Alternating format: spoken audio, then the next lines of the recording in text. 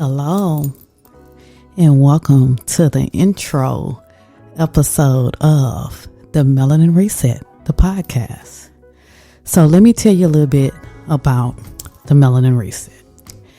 The Melanin Reset is a podcast to discuss current events, politics, religion, spirituality, and all the other stuff that we need to talk about from a melanated perspective.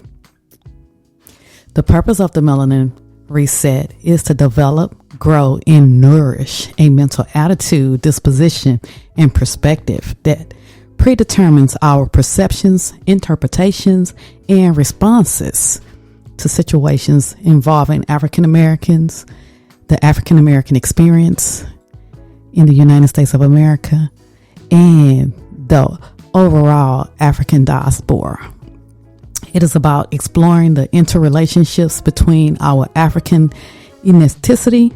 I never can say that word right, but y'all know what I'm talking about. Our American nationality and the Black race label, because race is a label. It is about fully educating ourselves about our contributions to civilization, our contributions to America, and our responsibilities as citizens of this great country called the United States of America. We have responsibilities in this American society. So since we have these responsibilities, it comes as part of being a citizen of America. And so it's about fully embracing our true identity, heritage, and culture. So what does this mean in layman terms? It means I want to cover everything from the ratchet to the intellectual, African American culture to race, being of African descent and part of the African diaspora, man-made religion to African spirituality, current events to the Black history 365 days, 24/7. Okay. Politics to governmental systems that affect us and how we affect those systems. Those systems affect our everyday lives. So basically, I want to cover everything that affects our culture and who we are as a people and how we affect everything else. Have you ever seen that little meme that goes, circulates on the internet that goes, Black culture affects everything. Nothing is done without Black culture. It's true.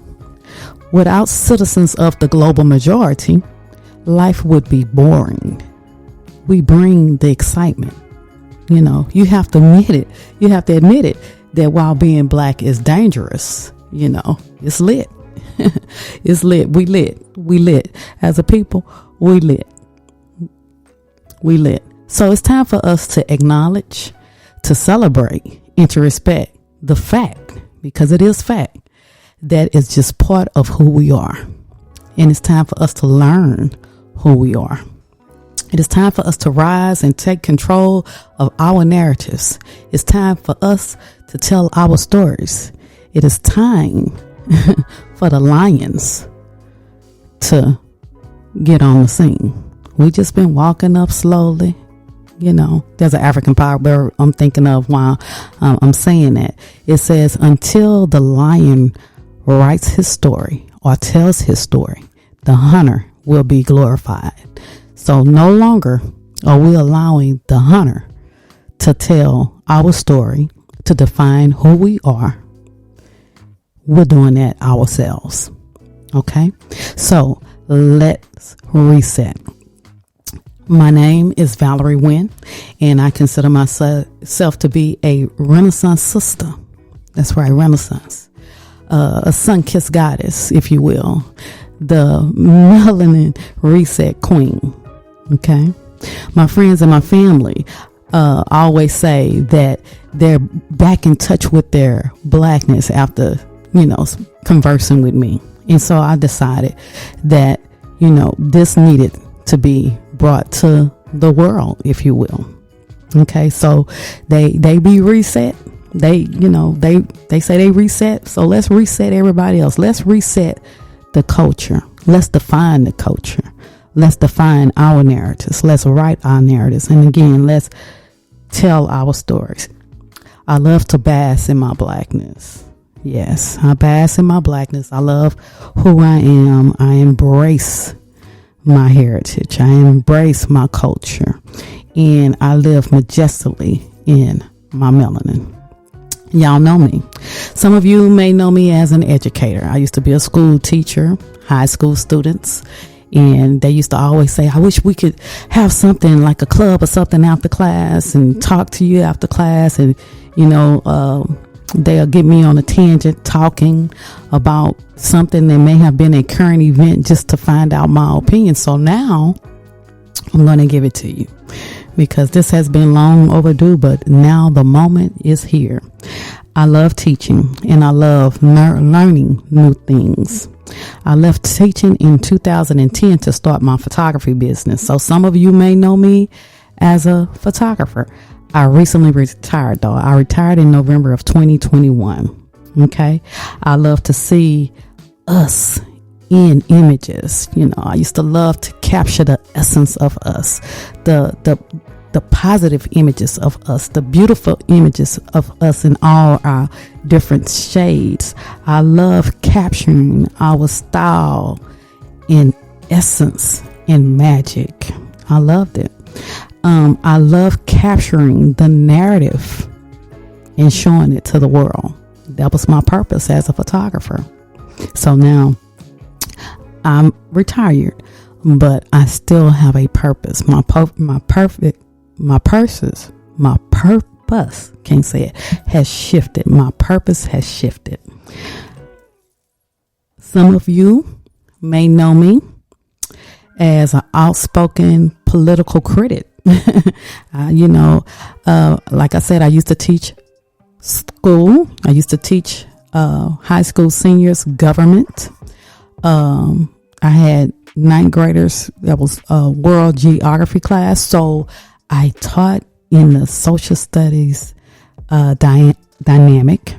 I also taught in the technology aspect when I was a teacher at one of the alternative schools, and I taught in technology much longer than I taught in the social studies aspect. But the bottom line of it all is, it seems to me that everything is coming full circle, and everything that I've done still has a greater purpose to be fulfilled. So I'm an outspoken political critic, a social justice cohort, and probably the realest homegirl that you'll ever want to kick it with.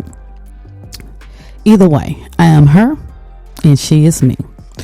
And for those of you who are new to me, I am someone who abundantly loves my people. And I'm someone who does everything in my power to make them aware, or to make you aware of who you are, in everything that affects you. I am for the culture. I'm like what Issa Rae said so graciously when she proclaimed on the red carpet, I'm rooting for everybody black. I share in our joys and in our sorrows, our come-ups and our letdowns, our setups and our setbacks, our bounce backs and our empowerment, our evolvement, our growth, and our impact on America as African Americans and the Africa diaspora overall. I am proud of who I am, and I am proud of who we are. As the godfather of soul, James Brown, exclaimed by saying it loud, I'm black and I'm proud. I am proud of us. We are often defined as being strong and labeled as strong people. They think and they mean it by describing us as such is that we can endure just about anything. And they know, because they've tried this. They tried generations before us. We know the things that we've been through in this country, in the United States of America. From slavery to Jim Crow to the Civil Rights Movement. And even now, we are in a mental civil war for the soul of the country. Now, when Biden was talking about the soul of the country, we was just like, okay, the moral aspect of the country. But we really are the soul of the country. And right now they shook because a black woman is going to be appointed, a qualified sister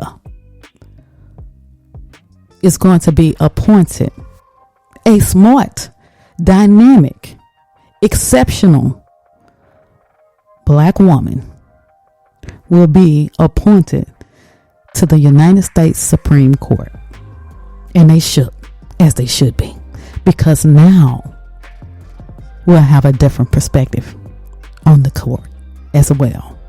See, they put Carol Thomas on the court. And I remember that. I remember when Anita Hill was testifying before the Senate and all of that during his hearing, and how they just, as masculine mules, so to speak, ran over that sister. We even had us in our community talking about how she was just trying to railroad and bring that black man down. Well, let me tell you something. That black man has never been for us. All skin folk and kinfolk. But anyway, let's get back to what I'm supposed to be talking about. And that is defining us as a strong people. They mean we can endure just about anything. And while that may be true, and while that may be true, there's so much more to that. It's much deeper than what we see on the surface. You see, the Webster's dictionary defines the word strong as an adjective. They put it in the adjective category to saying that is a description of something. And they defined it this way. It says the first meaning, because it's like 16 meanings, and I'm gonna run through all of them. The first meaning is having or marked by great physical power. The first meaning of strong is described as having or being marked by great physical power. We dominate sports. We dominate it. Number 2, having moral or intellectual power. We have that. Even though eugenics came in to try to make people think and set a different narrative out there. Eugenics. I'm saying eugenics, but eugenics. They try to give a different or paint a different narrative. But the point is having a moral or intellectual power. With black folks in the United States of America, in the USA, they try to hang that hat of morality, us in morality, connecting us to Christianity or the religion aspect of it all. And so they don't consider us as intellectual equals. And to be quite frank, we're not. Number 3, because I'm gonna move on. Having great resources such as wealth, or talent. We have that. We have the greatest economic power collectively. We spend trillions of dollars in this country alone. So collectively, yes, we have power. Collectively, yes, we have wealth. And of course, we know we have the talent, the entertainment. Okay, because that's the thing they like to hang their hats on, is the entertainment. Number 4, a specific number. We're 13 million strong and counting in this country. And we are the global majority, melanated people, that is. Number 5, striking or superior of its kind, effective or efficient in a specified direction. All we need to do is just go back to Black Lives Matter movement, the global movement of 2020. Okay, a specific direction. That means there's a shift taking place. Okay, we're forceful. Number 7, we're not mild or meek. We're extreme and intense. Our definition, just to keep it real, we extra. We love being extra. That's just who we are. Number 7 has specific meanings, and let's just go over 4 of them. We're rich in some active agent, melanin, of color, of high in chroma, the many shades of melanin. C, convert freely in solution, 1 drop. And D, magnifying by refracting greatly, 1 drop. It's hard to hide when we've been somewhere we leave our mark. Okay. Number 8, obsolete or flagrant. Some folks are heated just upon seeing us. Number 9, we'll force, a force that is moving rapidly. Okay.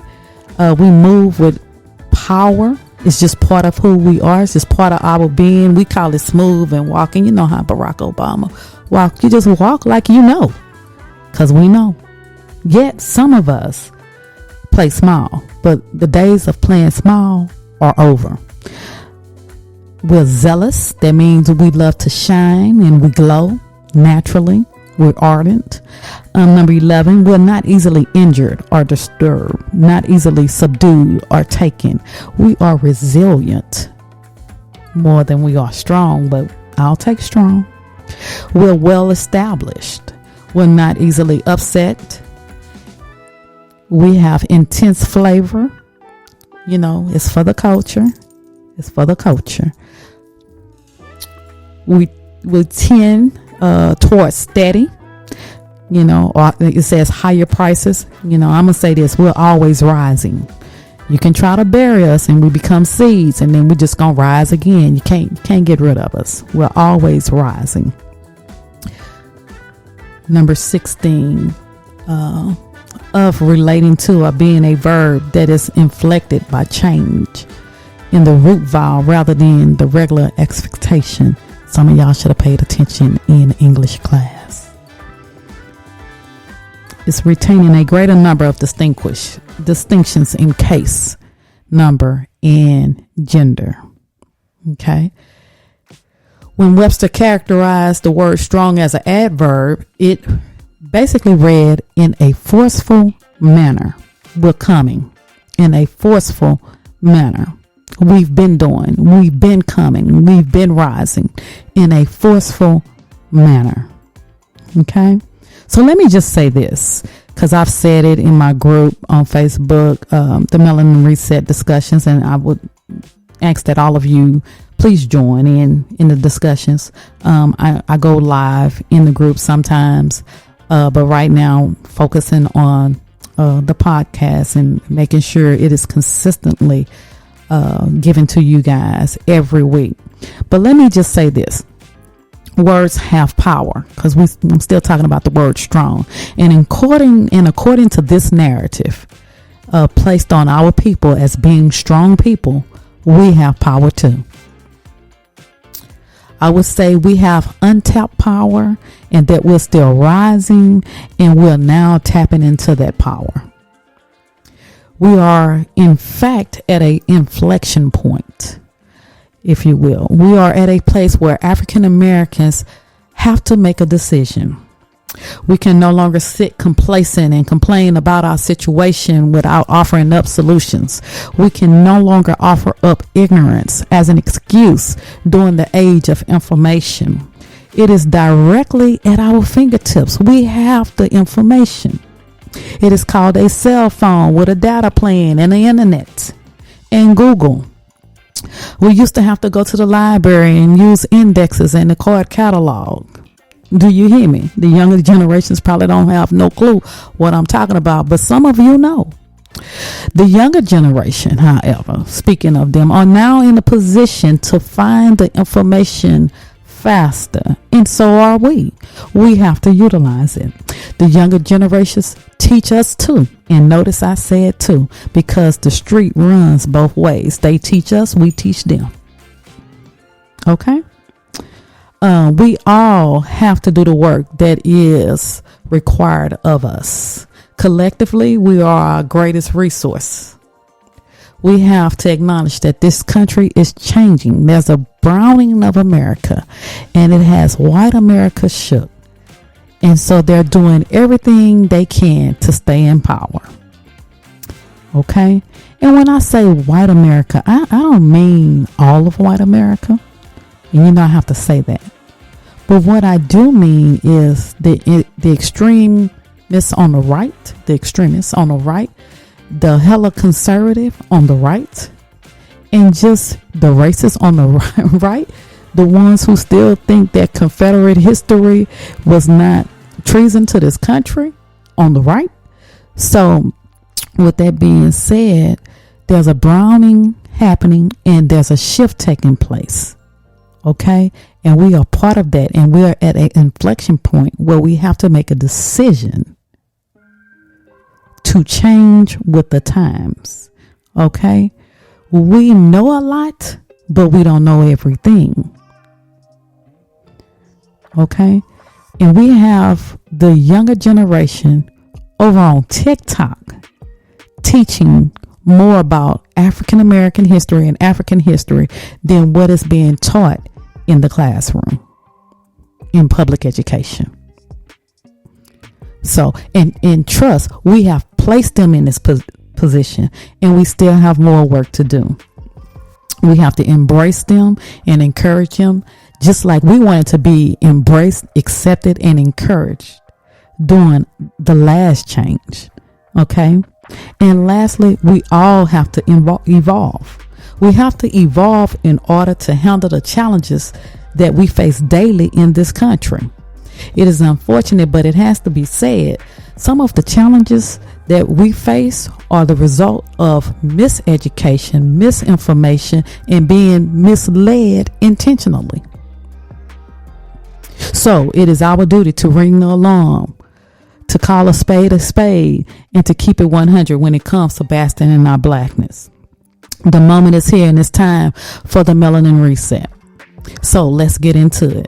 A new episode will be dropped every Friday, so be sure to subscribe. Right now, it's a visual podcast on YouTube, and the audio version of the podcast will be made available on Apple and Spotify and other podcast platforms in the coming weeks. I will definitely keep you posted. So thank you for joining me. This is the Melanin Reset Queen, Valarie Winn, and I will talk to you all on the next podcast.